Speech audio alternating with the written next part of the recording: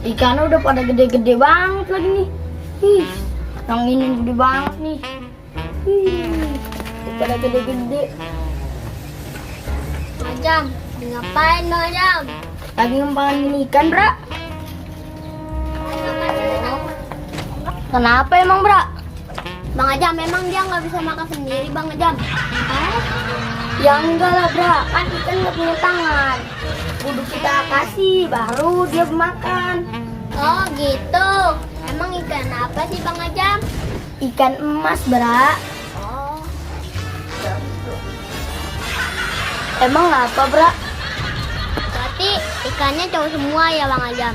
Setahu Ibra, kalau emas itu artinya cowok.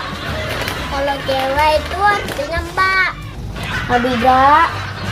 Ini namanya ikan emas. Cewek sama cowok tetap yang ikan emas namanya. Oh gitu. Bang Ajam, emang ikannya pada berenang ya Bang Ajam? Ya iyalah, Bra. Kan ikan emang berenang. Oh gitu Bang Ajam. Tunggu sebentar Bang Ajam. Ibra mau pulang dulu. Bra mau ngapain ya pulang ya?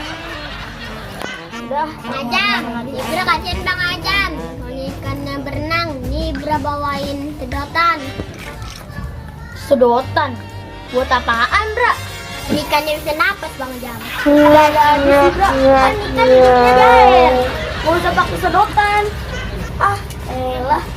Lama-lamain aja. Orang Ibra mau bantu tapi malah kesel.